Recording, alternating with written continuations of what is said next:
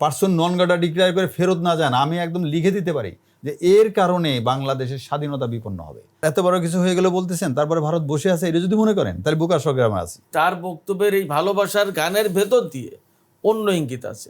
এরকম মনে হচ্ছে যে বাংলার শেষ প্রধানমন্ত্রী তারেক রহমান। এই দেশের কিছু মহল বারবার প্রমাণ করার চেষ্টা করছে এই সরকার ভারতের সরকার।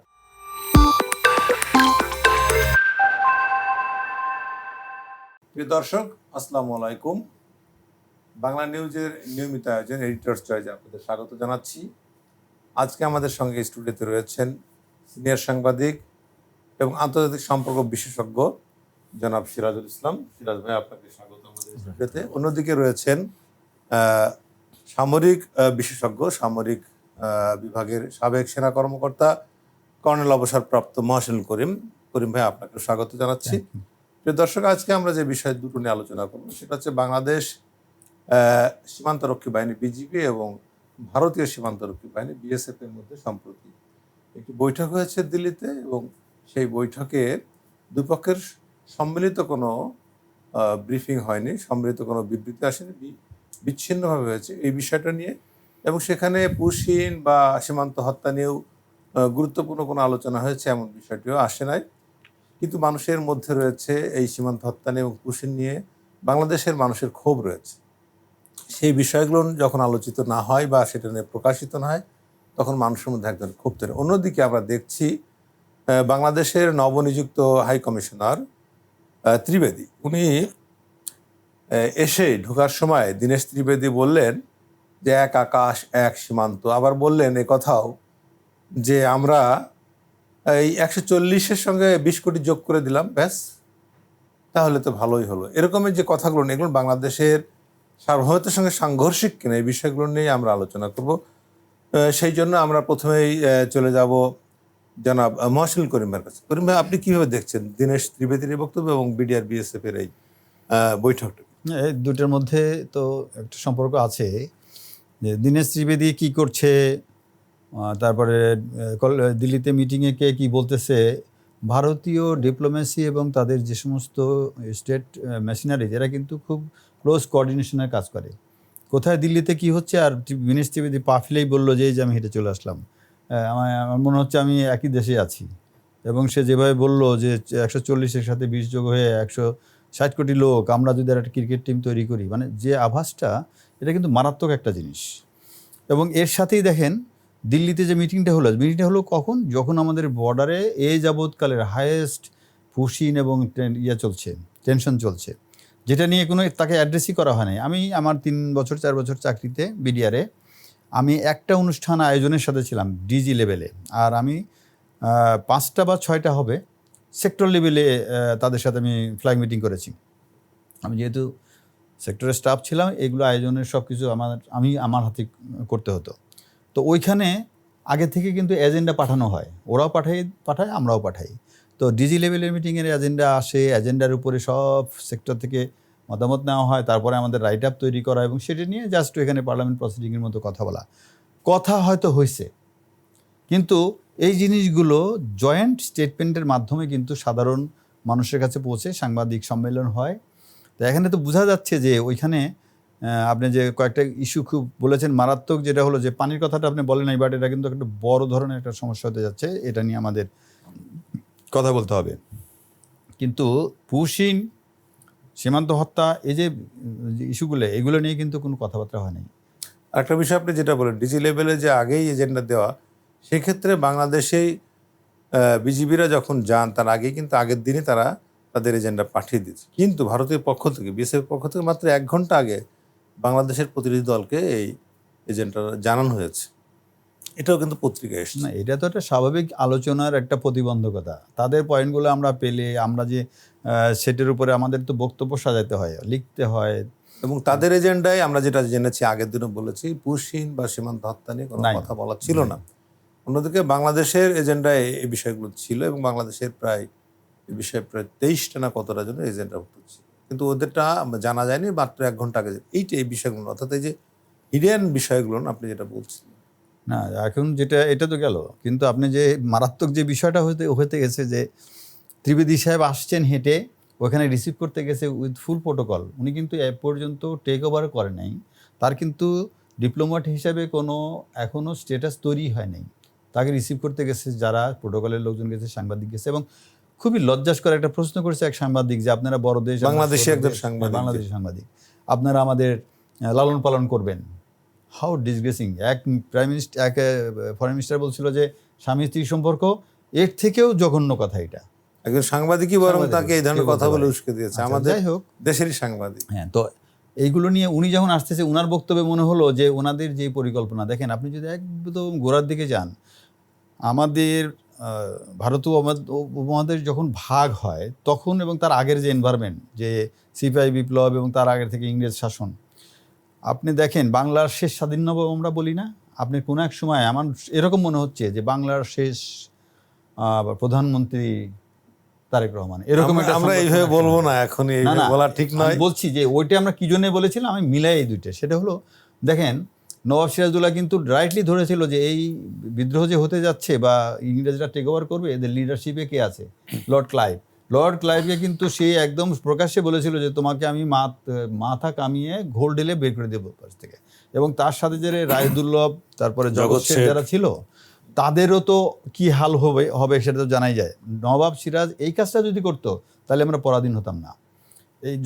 ওকে যদি বের করে দিল লর্ড ক্লাইভকে, তারপরে দেখেন এখন আপনি এই লর্ড ক্লাইভের এটা এখানে নিয়ে মিলাচ্ছেন, এটা নিয়ে আসি এইভাবে যে এখন যেভাবে সে বললো যে হিটে ঢুকে পড়লাম, এ লোক আজকে ঢুকলো, এই যে ঢুকছে আজকে, এটা কি? এটা হলো second phase of occupation of Bangladesh. প্রথমটা ছিল কি, রয়ের জন্মের পর থেকে তারা প্রথম টার্গেট, প্রথম প্রজেক্ট ছিল হচ্ছে সিকিম।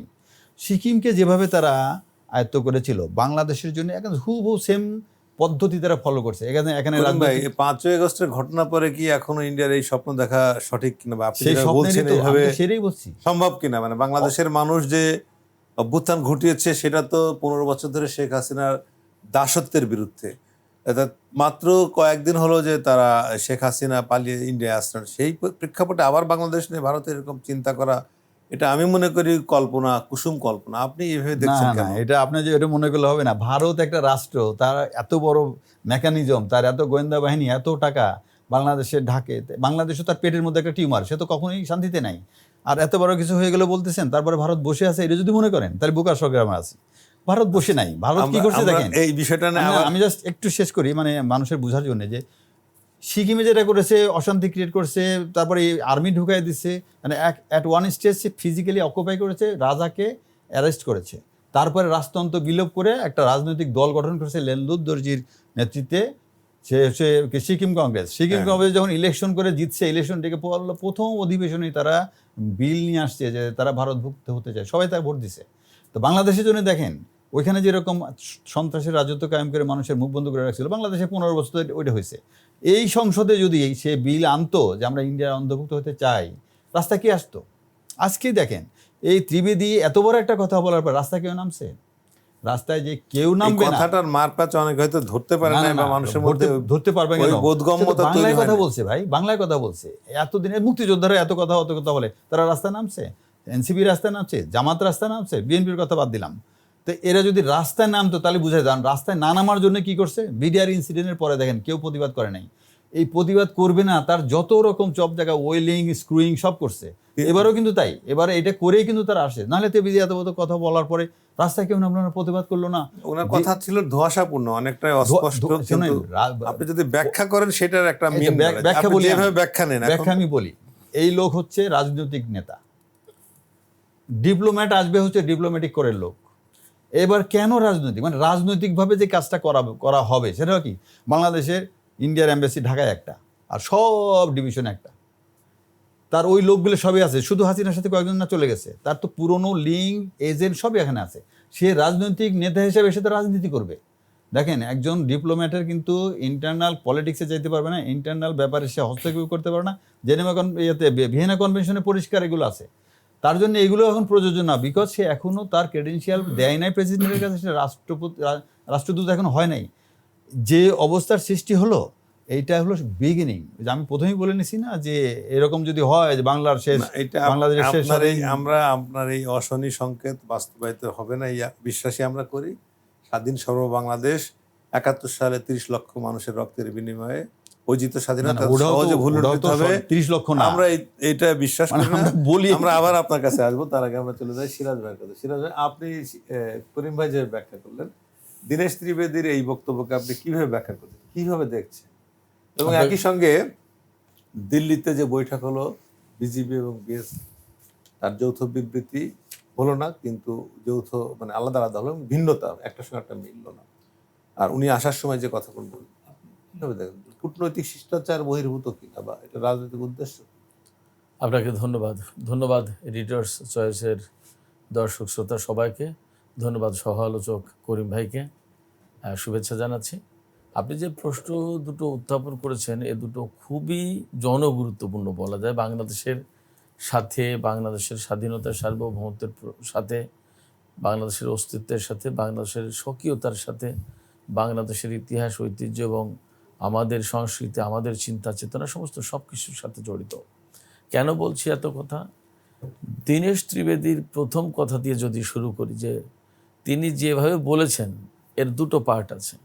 একটা পার্ট হচ্ছে, তার কথায় প্রথমত মনে হবে যে আমরা আর আপনার তো পার্থক্য না, এক। অর্থাৎ আমাদের ভিতরে আপনাদের ভিতরে এতটাই আন্তরিকতা, এতটাই মিল মহব্বত, বন্ধুত্ব, ফ্রেন্ডশিপ, ঘনিষ্ঠতা, যে আমি আপনাকে আলাদা করে দেখছি না, আর আপনিও আমাকে আলাদা করে দেখেন না। তার বক্তব্য ক্রিকেট টিম করে ফেলা যায়। এই তার বক্তব্যের ভেতরে এরকম একটা আকুতি বা এক ভালোবাসার গান আমরা ধরতে পারি। এটা একটা দিক। আর একটা দিক, যখন উনি বলেন যে আমাদের ভারতবর্ষ বলতে যেটা, মানে ভারত বলতে তার ইন্ডিয়াকে যেটা বলেছেন 140 কোটি, আর আপনার বাংলাদেশের 20 কোটি, এই 160 কোটি। এখান থেকে যদি একটা ক্রিকেট টিম করে ফেলা হয়, কতই না ভালো হয়, বা কত ভালো কিছু হবে। এই জায়গাটায় অশনি সংকেত আছে, এইখানেই আমাদের আপত্তি আছে।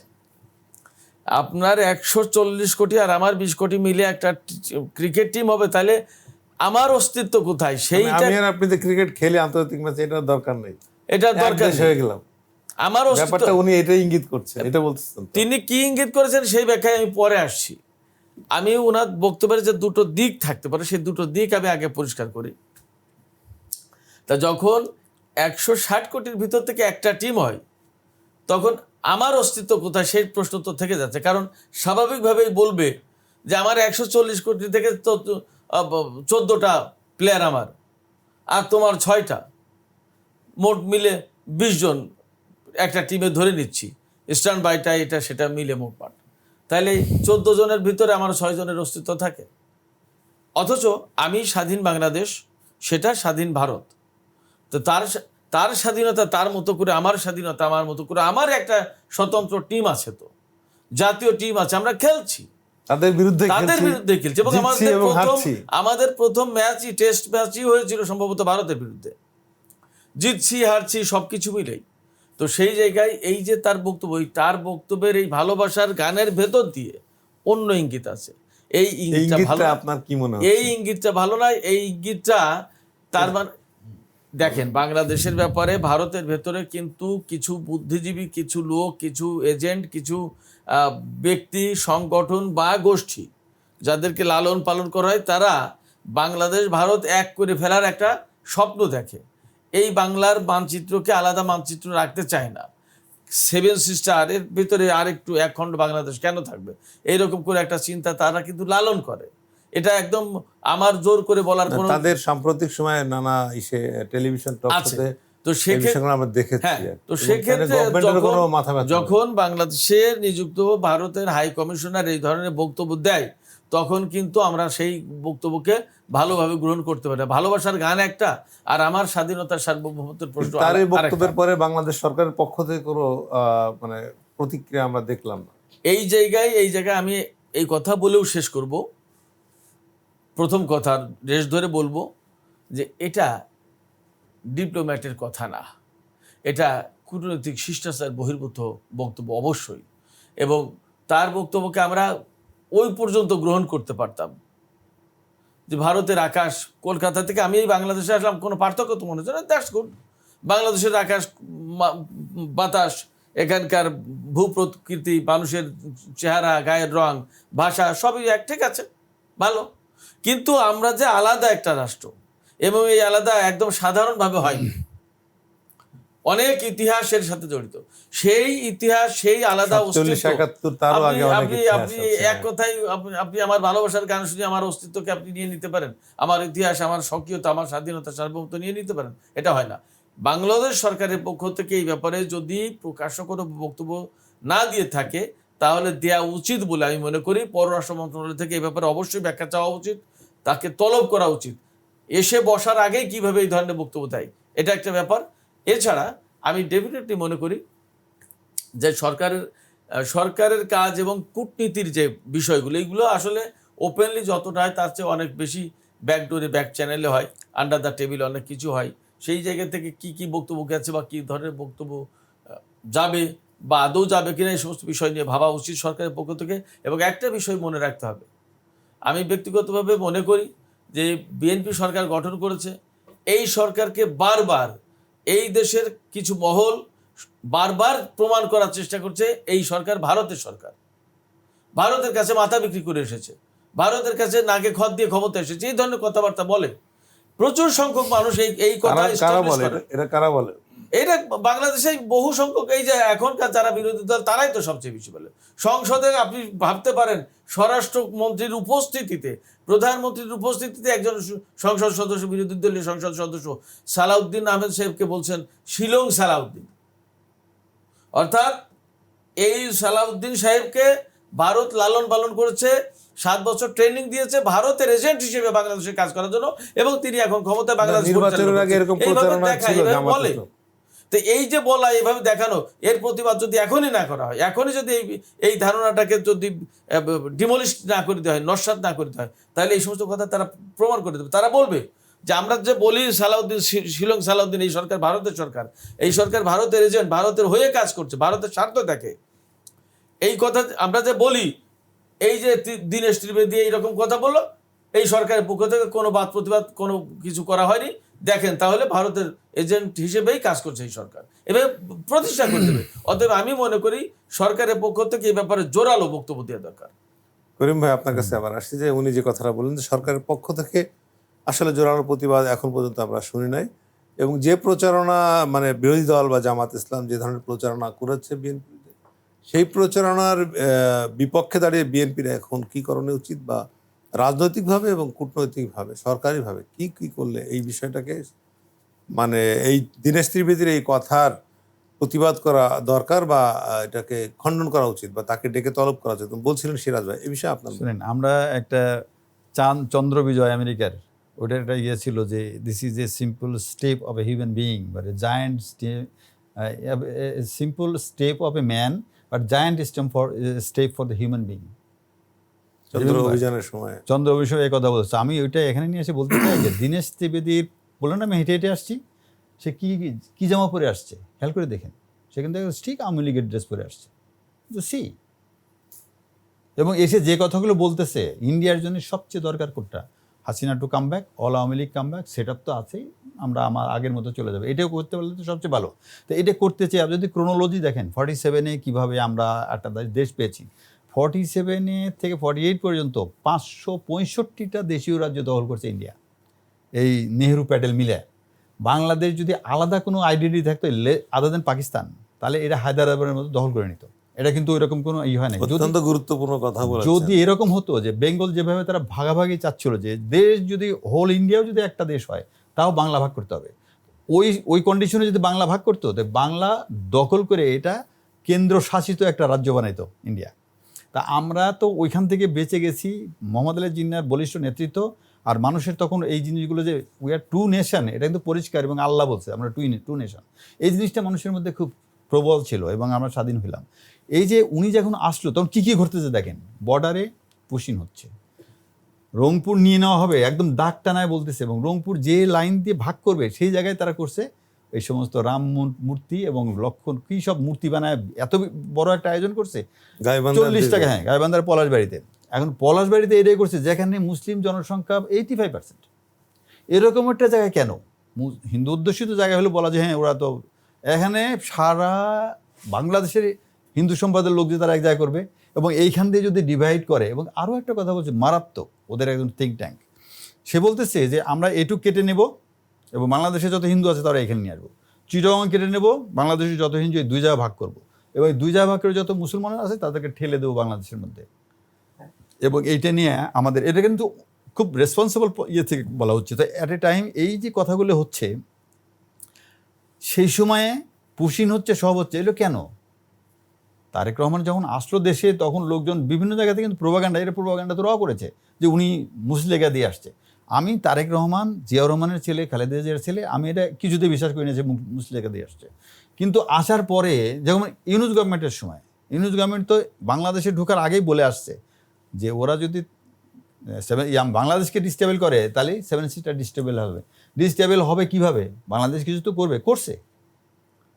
আগে ওই সমস্ত রাজ্যের যে সমস্ত বিদ্রোহী গ্রুপ আমাদের ভিতরে থাকতো এবং তারা ওদের সবসময় ইয়ের মধ্যে রাখতো। যাই হোক, এখন এই যে তারেক রহমান আসার পরে তারা শুধু ফলো করছে, ইউনূসের সাথে তো চোখে চোখ রেখে কথা বলতে পারে নাই, বসেও নাই কখনো। তারা ওয়েট করতেছিল একটা পলিটিক্যাল গভর্নমেন্ট। পলিটিক্যাল গভর্নমেন্ট কে আসবে? আওয়ামী লীগ তো আসবে না, জামাত যাতে না আসতে পারে মেকানিজম যত করার সব করা হয়েছে। বিএনপি আসছে, উই আর হ্যাপি যে বিএনপি আসছে। বিএনপি এসে তারেক রহমানের নেতৃত্বের মধ্যে তারা গ্র্যাজুয়ালি দেখতে পাচ্ছে যে সে তো তার বাবার পদ অনুসরণ করছে। এই যে টার্কির কাছে যাচ্ছে, এখানে চায়নার কাছে যাচ্ছে, পাকিস্তানের সাথে চুক্তি হচ্ছে, এগুলোর মানে কি? এইগুলো কারণে এখন তারা এই ডিস্টেবল করার জন্য এই সমস্ত প্রেশার সৃষ্টি করতেছে।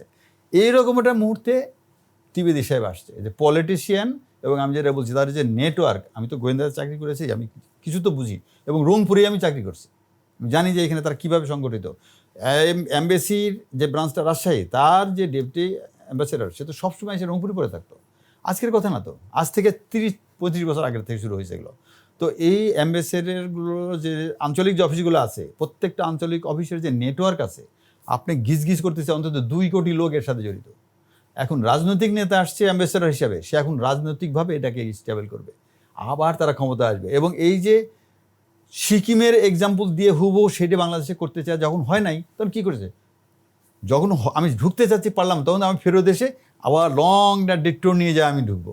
তো লং ডিটোর এইটাই যে পলিটিক্যালি এই 5 বছরের মধ্যে তারা এমন একটা অবস্থার সৃষ্টি করবে, আস্তে আস্তে দেশের মানুষ ইন্ডিয়ার পক্ষে চলে যাবে এবং তারা আবার আওয়ামী লীগে নিয়ে আসবে।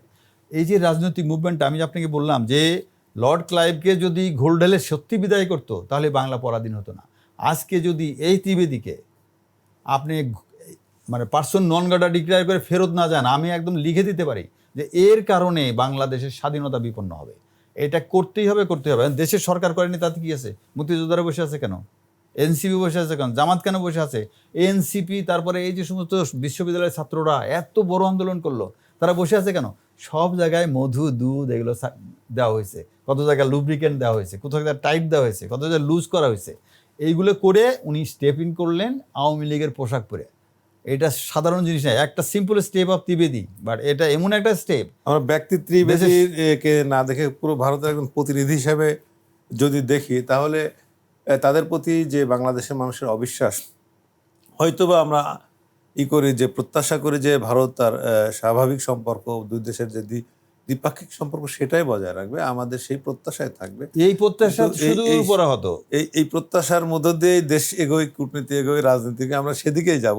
শোনেন, কূটনীতির হাত, আপনার যদি পিছনে একটা হিডেন হ্যান্ড না থাকে, যে you can come and give a box on his nose, তাহলে তো আপনাকে দাম দিবে না। আপনার একটা হিডেন হ্যান্ড থাকতে হবে। নিশ্চয়ই সরকারের এই বিষয়গুলো নিয়ে নানা উইং কাজ করে এবং আমরা প্রত্যাশাও করি যে বাংলাদেশ সরকার স্বাধীন সর্বদেশ গণতান্ত্রিকভাবে নির্বাচিত সরকার এবং বিএনপি সরকার। আমি এখানে একটু ছোট্ট করে যেটা বলতে চাই, করিম ভাই যেটা বলে যে ইউনূস সরকারের চোখে চোখ রেখে কথা বলতো, আসলে প্রত্যেকটা সরকারের তো তার মতো করে পলিসি নির্ধারণ করা হয়। আমি ব্যক্তিগতভাবে মনে করি তারেক রহমান, যে আমি খুব ফিল করি এটা, তারেক রহমান যেহেতু দীর্ঘ 17 বছর ব্রিটেনে ছিলেন, আমার মনে হয় যে তার জীবনের একটা বিরাট বড় শিক্ষা, রাজনীতির পাঠ, শিক্ষা বলতে মানে শিক্ষা পেয়েছে, নট দ্যাট, রাজনীতির পাঠ যেটা এইখান থেকে হয়েছে, হওয়ার কথা। এবং অনেক কালচার, পলিটিক্সের কালচার আছে, ডিপ্লোমেসির কালচার আছে, অনেক কিছু এই জায়গাতে ওরা রপ্ত করার কথা আমার বিশ্বাস, এবং রপ্ত করেছেন। এবং তিনি খুব ধীর স্থির মাথায়, ঠান্ডা মাথায় এই সমস্ত সব কিছু হ্যান্ডেল করবেন।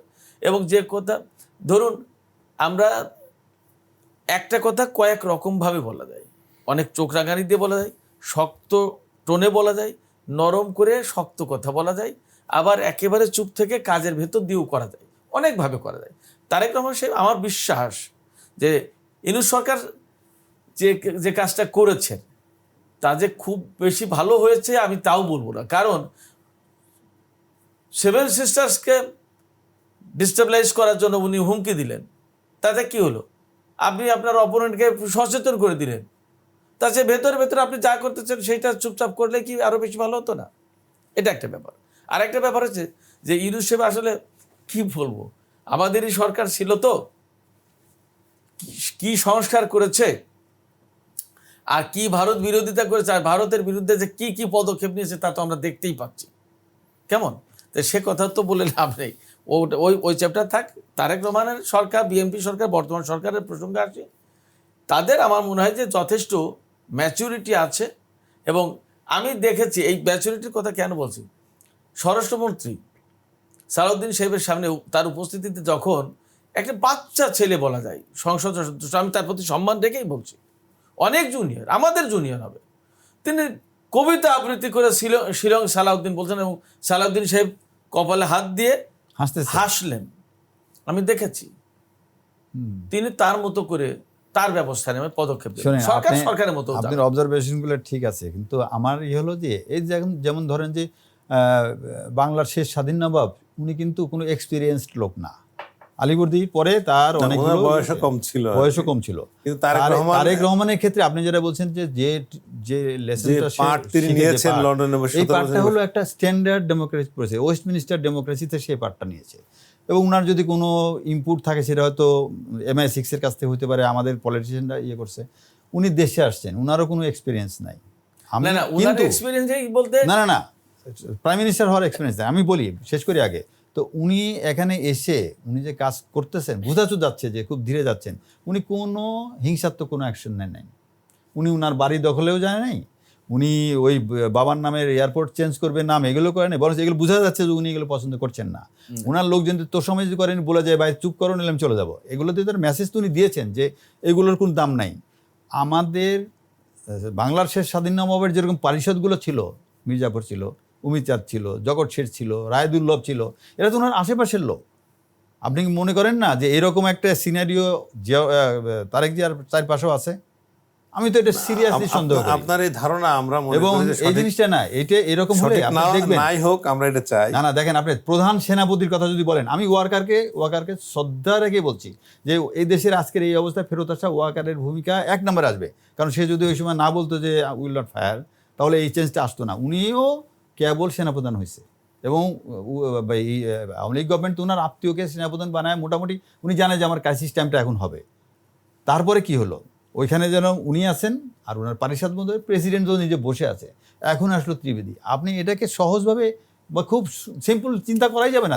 বিষয়টা সিরিয়াস, বাট আমি বিশ্বাস করি মিস্টার ত্রিবেদীকে পার্সন নন গ্রাটা করে ফেরত পাঠাইতে হবে। এইটা হলো একটা স্ট্রং মেসেজ, যে এইটা দেওয়ার পরে তার বুঝবে যে রিমেম্বার বি কেয়ারফুল। আমাদের সময় খুব কম, সময় ফুরিয়ে আসছে সিরাজ ভাই।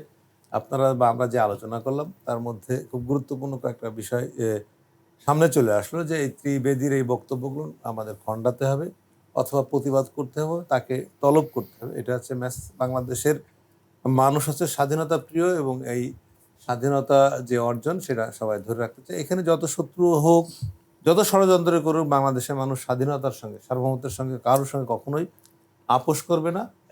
কোনো সরকারও যদি কোনোভাবে কোনো আপোষ করে ফেলে, আমরা দেখি যে শেখ হাসিনার পরিণতি আমরা দেখলাম যে উনি পালিয়ে যেতে বাধ্য হলেন। কারণ আমরা 15 বছর ধরে দেখেছিলাম যে একে একে কীভাবে একটার পর একটা বিভিন্ন সেক্টরে উনি সব কিছু কেন্দ্রীভূত করতে করতে আস্তে আস্তে ক্রমশ সমস্ত সার্বভৌমত্ব যেন দিল্লির হাতে তুলে দিচ্ছিলেন। জাস্ট সেই জায়গা থেকে মানুষের ভেতরের ক্ষোভ পুঞ্জীভূত ছিল, যেটা আমরা 5 আগস্ট তার প্রকাশটা দেখেছি। ফলে এইখানে বাংলাদেশের মানুষ কখনো এই ধরনের পরিস্থিতিকে ছাড় দিবে না। স্বাধীনতা সার্বভৌমত্বের প্রশ্নে বাংলাদেশের মানুষ অনেক বেশি সচেতন, কারণ এটা রক্তের বিনিময়ে অর্জিত স্বাধীনতা। আমরা চাইবো সরকার যারা আছেন তারা নিশ্চয়ই, তারেক রহমান সরকার প্রধানমন্ত্রী হিসেবে দায়িত্ব পালন করছেন, অত্যন্ত ঠান্ডা মাথায় উনি কাজ পরিচালনা করছেন। আমরা দেখছি প্রতিটা পদক্ষেপ অত্যন্ত সুচারুভাবে এ পর্যন্ত যা দেখেছি, এবং কোনো প্রতিহিংসা নাই, যেটা করিম ভাই বলেন। তো সেই পরিস্থিতির মধ্যে আমরা আশা করব যে বড় দেশ ভারত হোক আর বড় দেশ চীন হোক বা আমেরিকা হোক বা পাকিস্তান হোক, সুসম্পর্ক বজায় রেখেই তাদের সঙ্গে আমাদের দেশকে পরিচালনার যে দায়িত্ব উনি নিয়েছেন, আশা করি সেটা পালন করতে সক্ষম হবেন, এবং তার পারিষদও তাকে সেভাবে সমর্থন করবে। যদি কোনো রকমের কোনো অশনি সংকেত, তাহলে আমরা প্রত্যাশা করবো যে জনগণকে সঙ্গে রেখেই উনি সেটা মোকাবেলা করবেন, এবং আমরা মনে করি সে বিষয়ে উনি জনসমর্থন তার পক্ষে রয়েছে। প্রিয় দর্শক, আজকে এই পর্যন্ত এই আলোচনা আমরা এখানে শেষ করছি। আপনারা সবাই ভালো থাকবেন। সবাইকে আবারও ধন্যবাদ। খোদা হাফেজ।